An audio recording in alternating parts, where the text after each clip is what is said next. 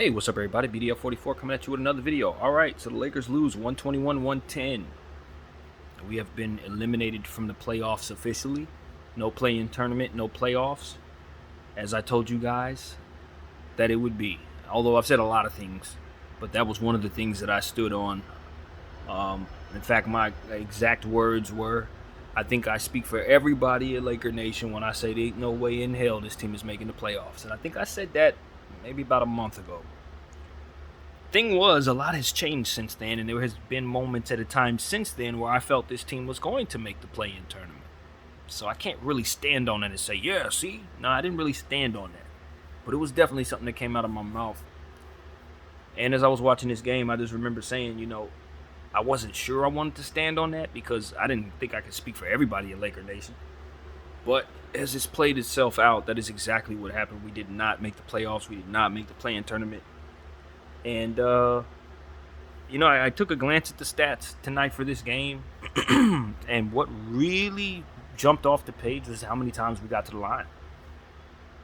We shot 30 free throws tonight to their 9. The officials did everything they could for us. They really did. That's what the stats told me. I didn't see that with my eyes because I wasn't looking through that lens. But when you look at the stat sheet, it was very obvious that they were blowing the whistle for us. We made 9 3-point shots tonight. Just 9. Wenyen Gabriel was a plus 11. He had 6 minutes. Austin Reeves was a plus 9, and he had a really good game after not playing at all for 2 straight games. He came back out there, played great. Big assists, big rebounds, big 20-plus points, if I'm not mistaken. Like I said, the stats did not stay in my head. I'm so frustrated that I watched this game and watched this season, and right now I just don't have numbers in my head, you guys. But I can tell you this. Phoenix Suns didn't really have to work too hard tonight. They really didn't.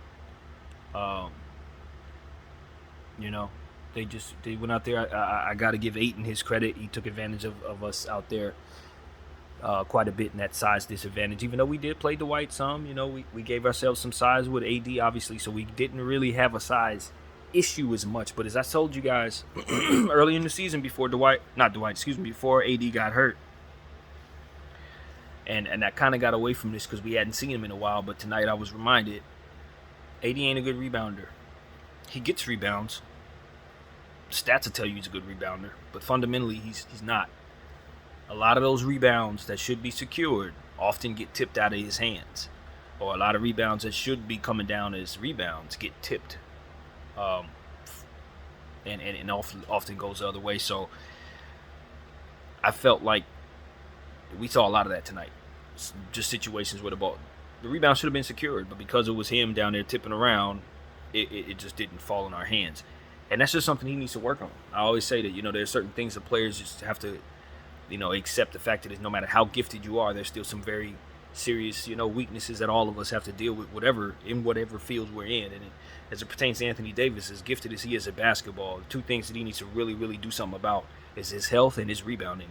Because the health is something, but the rebounding you can do something about. So that's something I want to see him work on in the offseason. But it was great seeing him out there. I will admit, I was happy to see him out there. Like I said in the halftime video, I was really pleased to see him run. He looked good out there. And we'll get into more about that later on. But, we didn't have no Bron tonight. I don't blame him. He was out there. He had his Lakers shirt on, but he was not available. And I don't blame him at all. I think he should have been shut down a long time ago. As soon as it was clear that this team wasn't no good, he should have been shut down out of sheer necessity. Same with AD. So you understand that the narrative and that the perception is that he's quit. It's a lot of different perceptions surrounding LeBron James. He always says the right thing, so you never really know what's going on. But what my eyes told me is that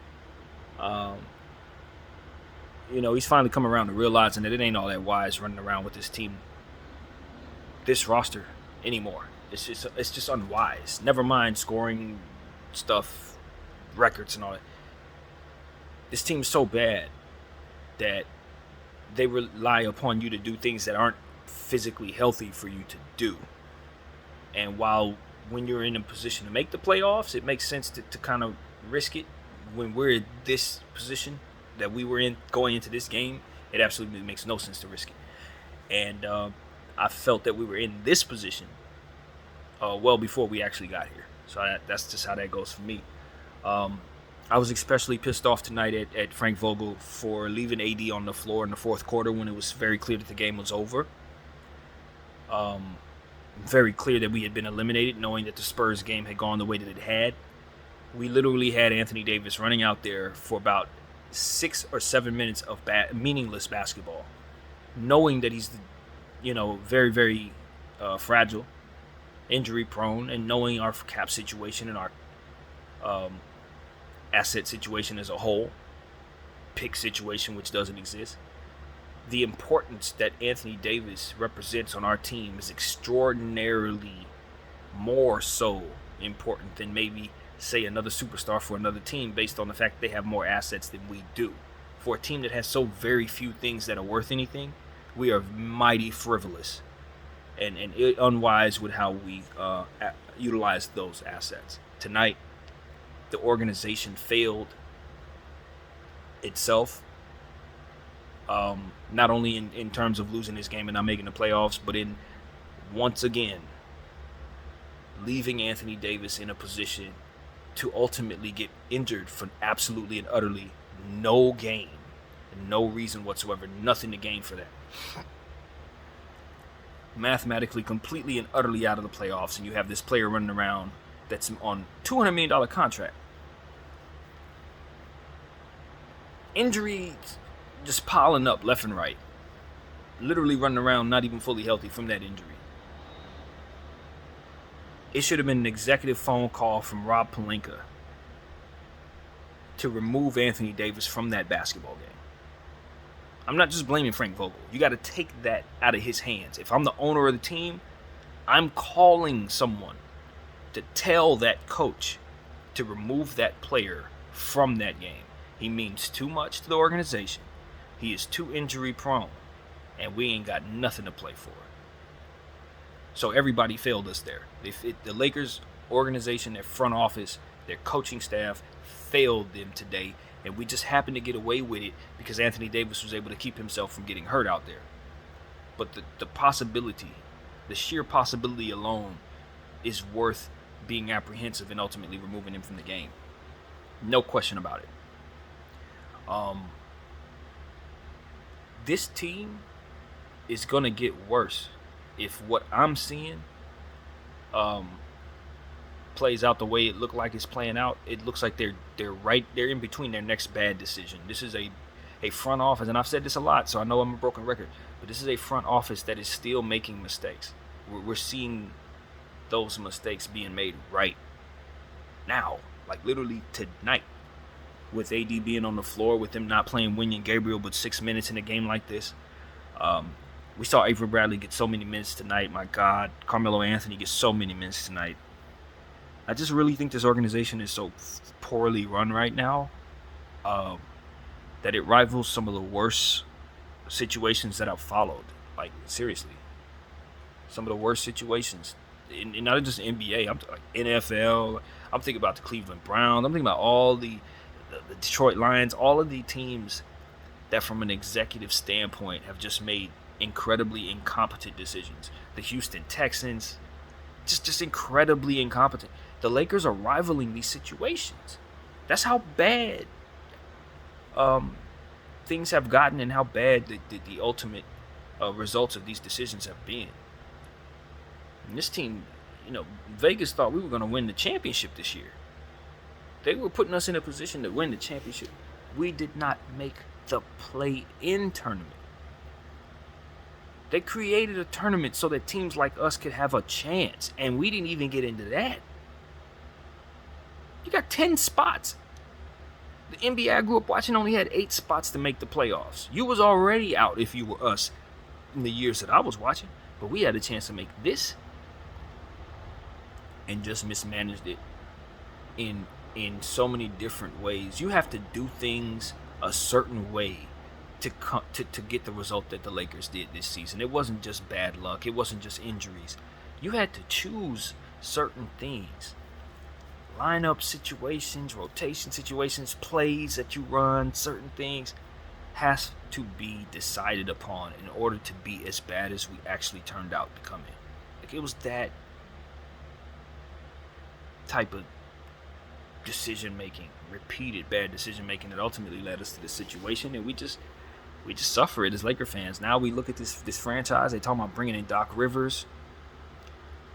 I mean, I don't want to get into a Doc Rivers conversation, but you know the risk there in regards to his 3-1 leads being blown left and right. Talking about bringing in Quinn Snyder. I don't really have an opinion there. I'm not sure enough about Quinn Snyder other than to say he was an assistant here once before. Utah's all over the place. You don't really know with the fit that they have, etc. Maybe that's a solution. But not firing Frank Vogel sooner was a very harmful decision. It could have cost us a lot more than it did. And no telling what it'll cost us over the next several games as this man continues to make choices for our franchise. On that court. And I look at Rob Pelinka, I just say, man, I don't have any faith in the front office anymore. I did, and I've been talking about this Eric Pincus, I keep wanting to say the word interview, but report is excerpt that he wrote about our team, detailing all of the bad moves that have been made since basically 2018. And to be honest with you, to be completely honest with everybody, I think a lot of the mistakes that I read up on were just like little bitty rookie mistakes that were made early on in Rob Pelinka's Laker career. Rookie mistakes that could have been just kind of worked out if you have a cap expert in place to not only help you understand what you should know, but to help you fully understand what can go wrong if you fudge a few numbers. You know what I mean? Like, that's what happened to the Lakers.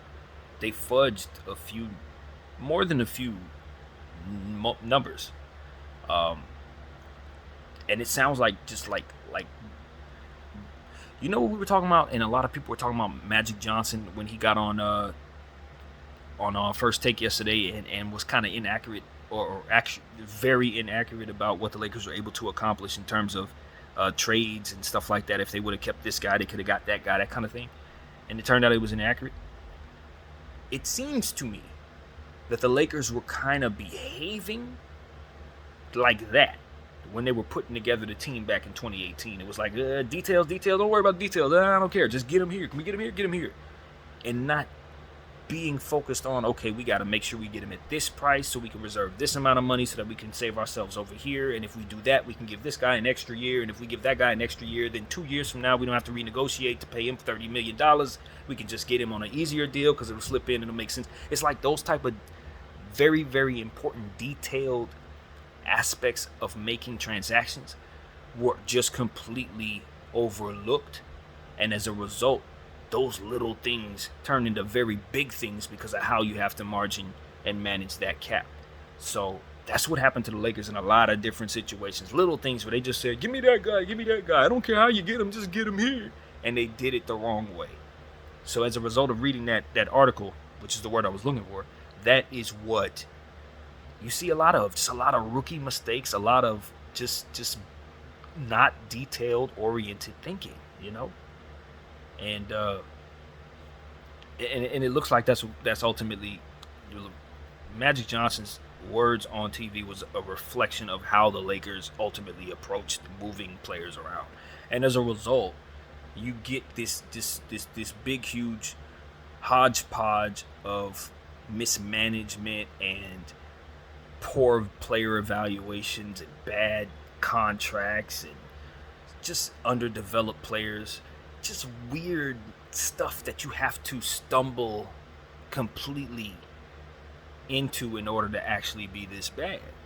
Like, it's a lot of stuff. You build around players that can't defend. You put together pieces, even if you're gonna build on a budget, mind you, and the pool is slim, to where you can get $1.6 million. All you see is a Avery Bradley over here, or a Wayne Ellington over there and a DJ over there, if that's all you can get, there are still things the Lakers could have done to secure themselves more talent on this team.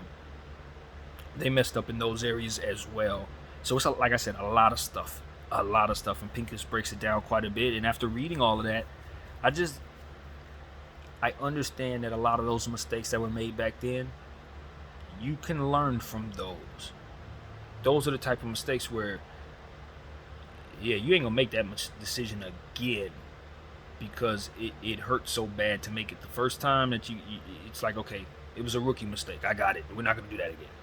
That's what that should have been.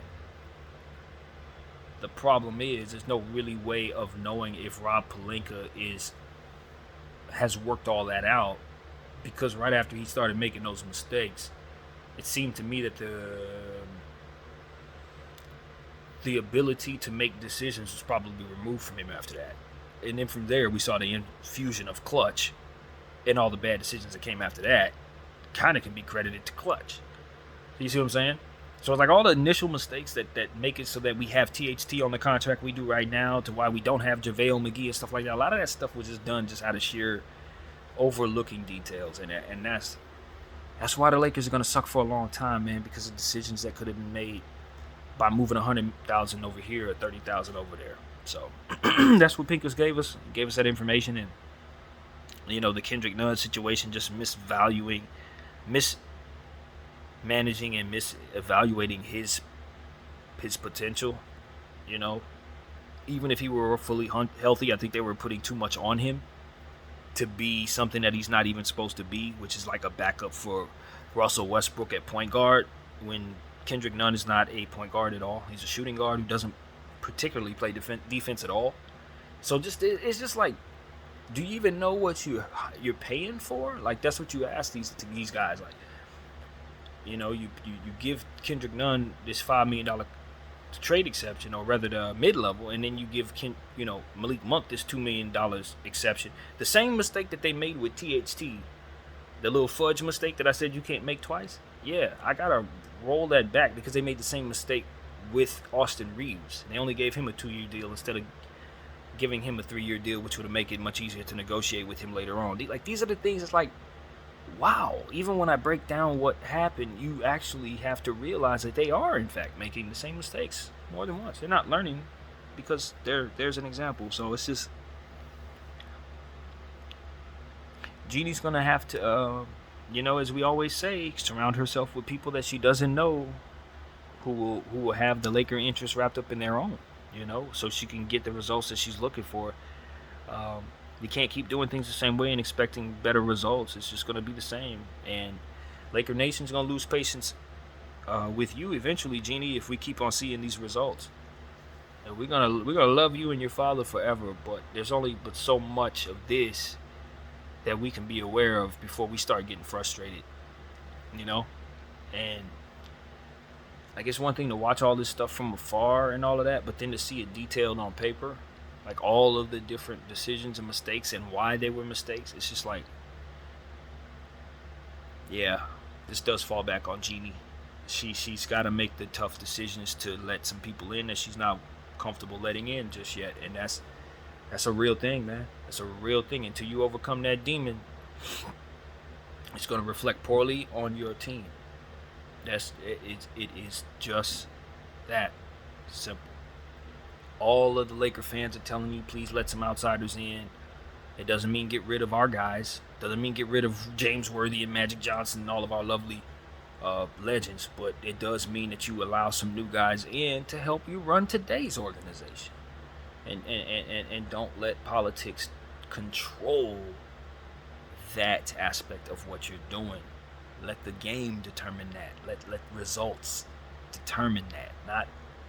Not who gets along with who, because you're not going to get the results you're looking for when you do things that way. It just doesn't work.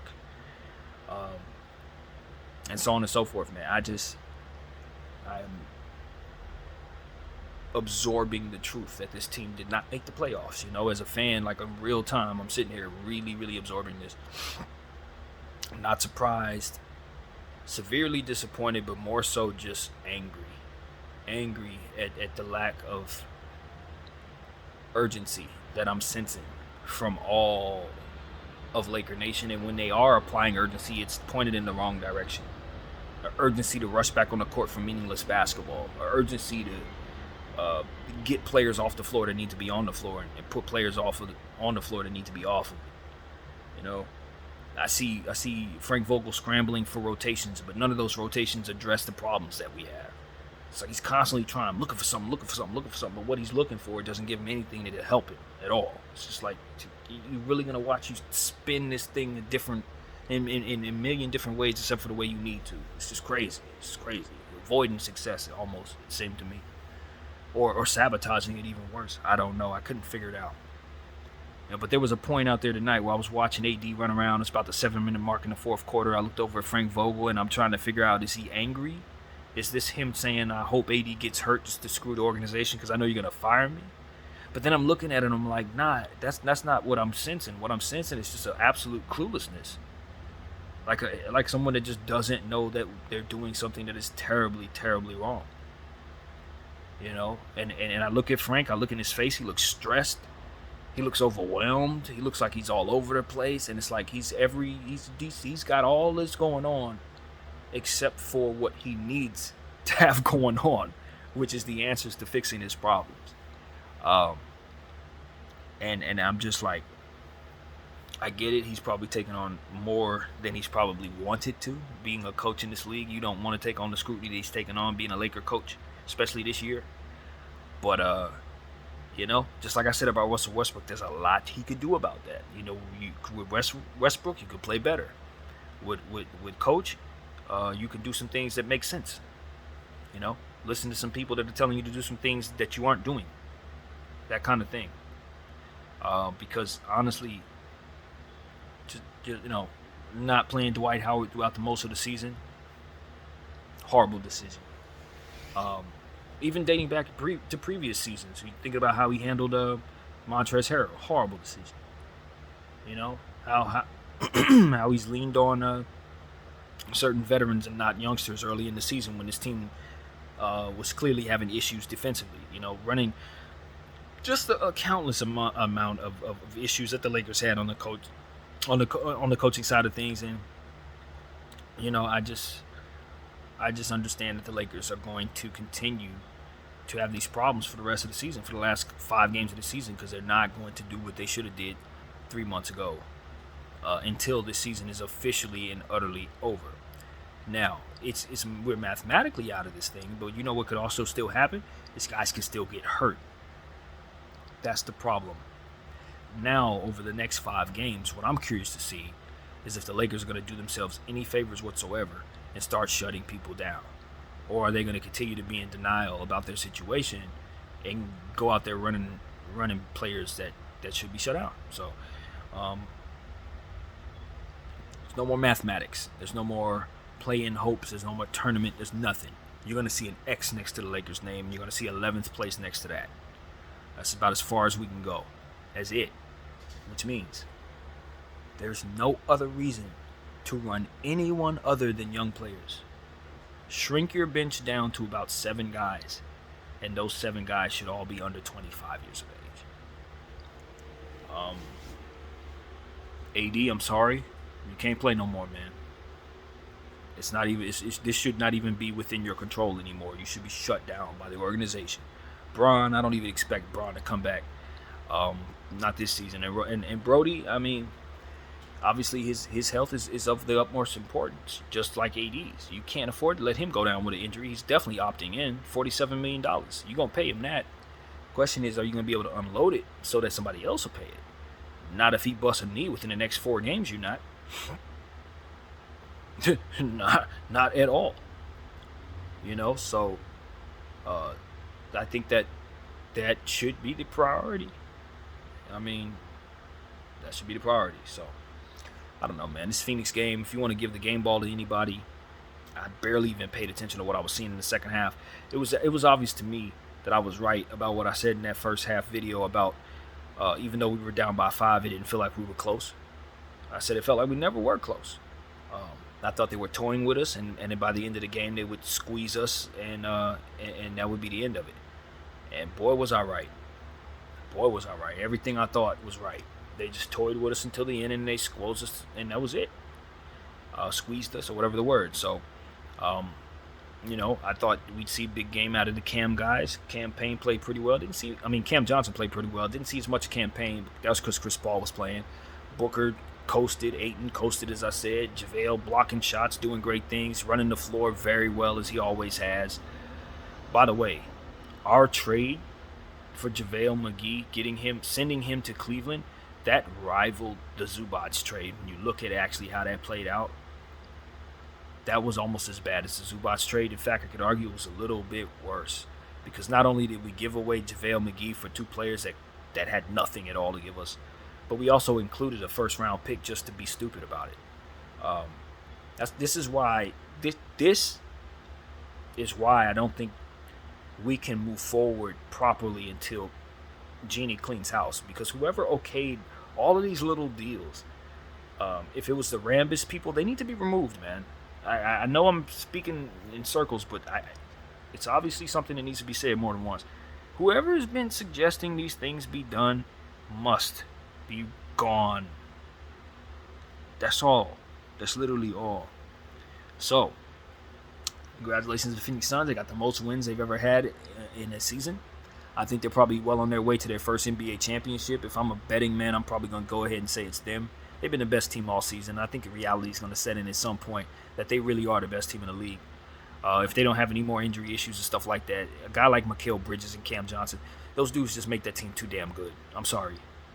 Those two players alone make them impossibly good. Because what they can do is they can shoot the ball. They can play in transition. They're both young. They're both long. They play defense.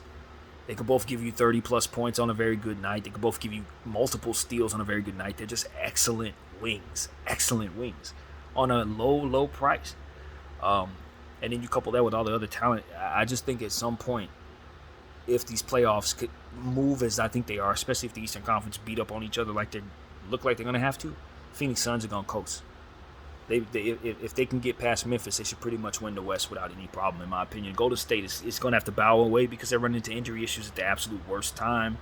Denver ain't going to be ready because they're just not health-wise. The Clippers, as much as I believe in what they're doing, I think their path is going to be a little too difficult with that play-in tournament. Dallas, I don't believe in Dallas like that. I don't love their roster. They're not good enough, I don't think. And so on and so forth. So as far as I'm concerned, this is Phoenix championship to win. I mean, it's theirs. So, yeah, if I'm going to give the game ball to anybody, I'm going to give it to their coach. I want to give the game ball to their coach. He just doesn't get enough credit, man. You know, we were going to give him an opportunity to hire him. We decided to go with Frank. We shouldn't have. And, you really appreciate good coaching when you see it. And that's definitely what the Lakers need. So, that's who I'm giving it to, man. My name is BDF44. I thank y'all for watching. I'm out.